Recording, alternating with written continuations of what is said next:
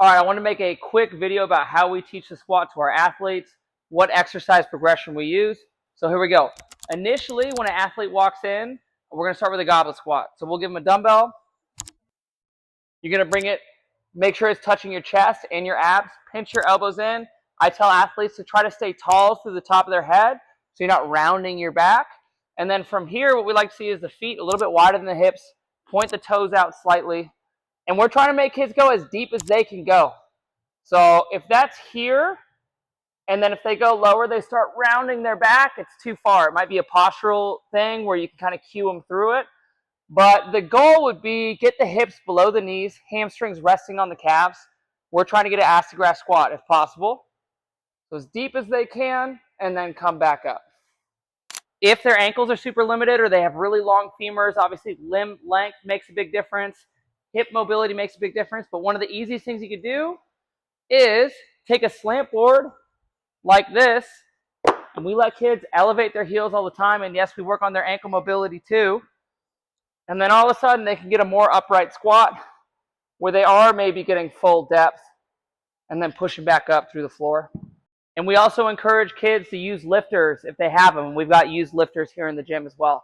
And also, I have never seen a kid do a lot of front squats, back squats, cleans, snatches with lifters and their ankle mobility get worse because you're just spending so much time in that flexed, maximal dorsiflexed ankle position. It's probably going to get better over time. Now, once an athlete can hit the 45-pound dumbbell for us for 5 perfect, high-quality reps with good posture, hips below the knees, then we would move on to the front squat. If it's not your first rodeo, you come into the gym, you're 14, 15, 16 years old, you've been in the high school weight room, we're probably going to let you skip the goblet squats if you've already done front squats. The reason I like doing front squats before going to back squats, it forces you to have a good upright torso. It's going to teach you better position with the front rack. Kids are already working on cleans in here and snatches, overhead squats, catching as deep as they can on cleans. So they're working on that already, but it's going to help with those things, upright torso, and making sure that you're using your legs. You can't just bend over and good morning a front squat up. So we would go to the front squat next. The biggest thing that helps with the front rack, most of the time I found it is not shoulder mobility. We do have some kids occasionally that are so tight, a front rack is very difficult, and then maybe you need some stretches and stuff. Honestly, for the most part, almost 95% of the time or more, what you need to do is show them first, hey, you do have the mobility for this. See this? This is how you're going to hold it. And then the biggest thing is getting them to understand, 1, do not death grip the bar with your hands. You got to relax your hands a little bit. And then 2, you need to keep your hips back slightly and your shoulders forward and up so the bar can rest right in front of that deltoid muscle right there. If your hips are here and your shoulder blades are tight like this, you're going to be choking yourself with the bar and you're going to feel like you can't hold it. So once you show them that, after 2-3 sets, it usually ends up looking pretty good. So with the front squat, place it on the neck, shoulders forward and up, relax the hands, and we're looking at the same thing.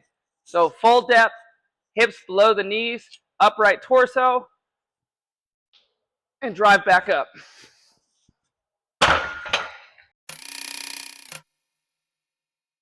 Okay, so the next squat in the progression is a back squat.